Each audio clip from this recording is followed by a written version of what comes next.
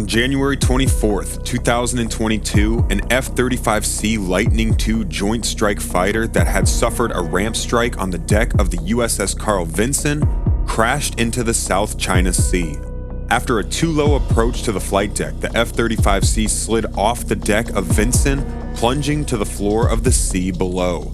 The pilot, who could safely eject before the plane hit the water, walked away with injuries. Still, the Navy had another casualty on its mind, the F-35C, worth some $90 million full of top-secret tech. Ever wonder what happens when a fighter plane goes down and how the US military recovers these enormously essential assets? Well, we have some answers for you, so stick around as we explore the entire process from impact to recovery. During training, fighter pilots spend hours rehearsing ejections. US airmen are trained with VR-style simulations, pretending to parachute to the ground as they run through the post-ejection checklist. It's a lot of preparation for something pilots are told to avoid at all costs. Ejecting from a fighter plane is not to be taken lightly.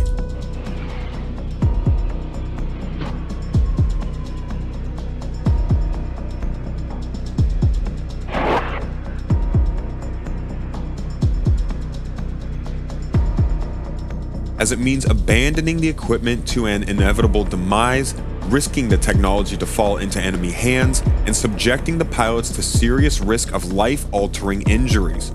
Hollywood loves portraying ejections like they're run-of-the-mill situations where pilots lift free of the falling jet and then float to the earth on their parachutes.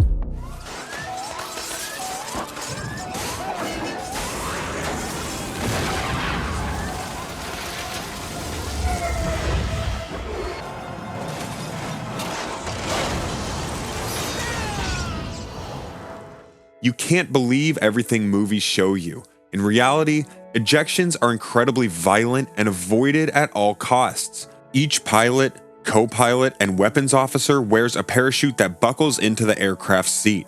A pull on the ejection lever blows off the aircraft canopy. It lights up the rocket booster below the seat via an explosive cartridge, which propels the seat and its inhabitant 100 to 200 feet upward at a force of up to 20 Gs. Once clear of the aircraft, the seat falls away, and pilots have 2 to 4 seconds before their parachute deploys. Pilots can eject at an altitude below 14,000 feet in an ideal ejection situation, preventing hypoxia and freezing. They have time to prepare for a landing and run through that mental checklist they memorized during training.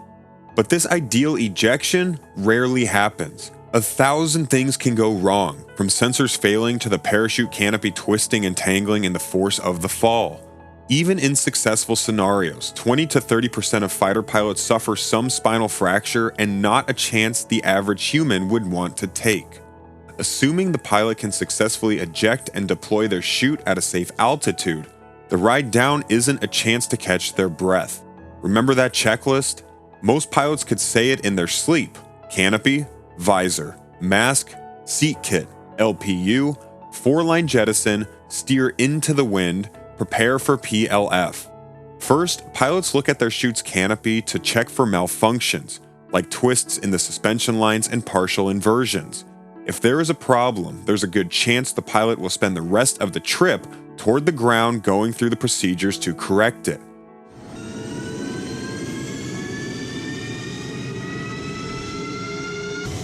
But if the canopy is fully deployed, the rest of the checklist is more straightforward. Pilots lift their visors away from their eyes and remove their masks. They check that the seat has fallen away and that the seat kit containing survival supplies is dangling behind them. Pilots then activate their life preserver units if they're making a water landing. Then it's time for the 4-line jettison. Pilots pull down on both steering lines, shearing 4 lines on one side of the chute. This action creates an indentation on that side, propelling the parachute forward.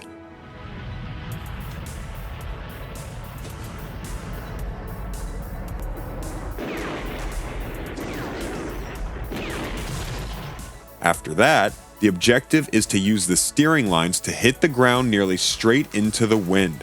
Pilots get into the PLF position for a parachute landing, fall feet together, bent knees, chin tucked, as they aim to fall along one side of their bodies, maximizing impact surface to distribute the force. If a pilot can land safely, the goal becomes survival until found and rescued. Their survival kits contain a one-person raft that self-inflates, flares, smoke signals, a knife, first aid supplies, water, and some basic provisions. Meanwhile, the pilot's plane plummets to earth or sea, waiting for its rescue. Depending on where the plane goes down, there is potential for fire, civilian casualties, or enemies seizing the asset, giving them access to top-secret US military tech. What would you do in such a situation? A specialized team is devoted exclusively to the recovery of downed US military aircraft, and they are well versed in almost every imaginable scenario. The Crashed, Damaged, or Disabled Aircraft Recovery Team, known as the CDDAR, is ready for anything from a flat tire on a runway to a fiery crash. The team's unofficial motto is hope for the best, but prepare for the worst. An appropriate sentiment when recovering planes worth tens of millions of dollars. The team is trained to recover aircraft as quickly, safely, and efficiently as possible while maintaining the structural integrity of the aircraft and preserving investigative evidence as best as possible. Training for the CDDAR consists of classroom instruction and sanitized citations on the pavement at Shepherd Air Force Base in Texas. The team recently began training in more real-world scenarios at Volk Field in Wisconsin. The improved training experience provides opportunities for the team to practice lifting, rigging, and towing aircraft and simulated crash sites with debris, burnt composite, and wooded terrain. The CDDAR uses heavy equipment like cranes, all-terrain forklifts, and payloaders to remove crashed planes from just about any situation. They construct stabilized support platforms and use airbags placed strategically below the aircraft to lift, support, and stabilize the plane for immediate repairs. They use damaged and retired aircraft in their training. The first step in any recovery operation is to locate the aircraft. While most crashes nowadays happen in training environments or non-combat situations, like the fighter that slid off the Vinson, there's always the possibility of a fighter going down, well, anywhere. The military relies on information from several sources to find a downed plane. First, emergency locator transmitters, or ELTs, emit a distress signal in the event of a crash, using a network of satellites to pinpoint the unit's location. Military aircraft are often tracked by radar, providing another source of location data that can be used to hone in on aircraft in challenging terrain. Satellite imagery can give recovery teams a look at the crash site before they arrive to plan, prepare, and investigate the cause of the crash. Eyewitness accounts are also helpful in determining the wreck's exact location, and ground searchers can be deployed to search for survivors, gather evidence, and secure the site. Other emergency personnel or specialized teams may be needed to ensure the site's safety before recovery can begin. In October of 2022, an F-35A Lightning II jet fighter went down near Hill Air Force Base when returning from a routine mission. The aircraft crashed into a hillside, starting a fire that burned around 10 acres of Department of Defense land. Firefighters from the local county extinguished the blaze within an hour. A hazmat team was sent in to ensure the aircraft and surrounding crash site were safe before recovery teams could move in to begin investigation and retrieval. Depending on the crash site location, partnering with local agencies is often necessary to ensure safety. But what about when a fighter goes down over water? This is the most likely scenario since most Air Force training exercises occur over water and Navy aviators operate from carriers. A military aircraft that dies in water is more challenging to locate than one on land since it is most common for the plane to break apart, increasing the search area's radius. But even aircraft less expensive than a fighter jet is important to recover since each crash site provides investigators with information about the causes. Data collected from a fighter on the ocean floor can be massively helpful in ensuring the same situation doesn't happen again.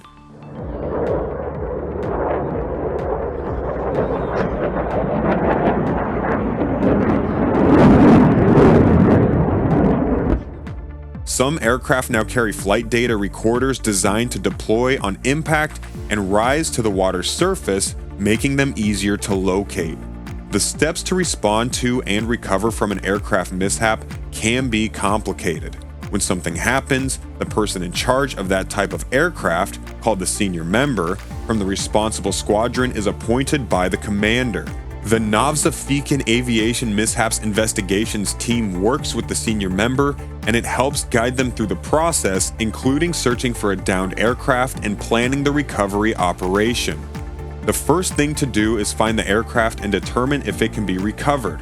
Then, the investigations team has to decide if it's worth salvaging considering how deep it is, if they have the necessary equipment, if a dynamic positioning vessel is available, the weather conditions, and what time of year it is.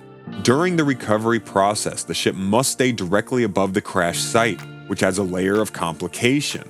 The Navy uses a deep water remotely operated cable-controlled undersea recovery vehicle called Curve 21 to recover ships up to 20,000 feet below the surface of the water. The 6,000-pound machine uses specialized rigging and lifts lines to raise the aircraft and hoist it aboard the waiting ship.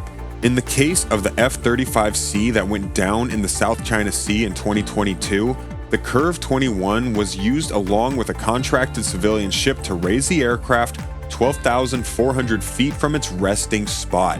Whether recovering from land or sea, the efforts switch to investigative the moment the aircraft is located and secured. Investigators carefully examine the entire machine as thoroughly as possible before relocating it to a military base for further investigation. Data collected from the flight recorder, damage to the plane, and eyewitness accounts are all used to piece together as many details about the mishap as possible. Each crash provides the military with valuable information they can use to help prevent the next one. After any plane crash, from civilian single engines to commercial jets, there is a recovery and investigation. But when that plane is a near $100 million military asset chock full of top secret tech that could fall into enemy hands, the efforts to retrieve the aircraft become even more critical.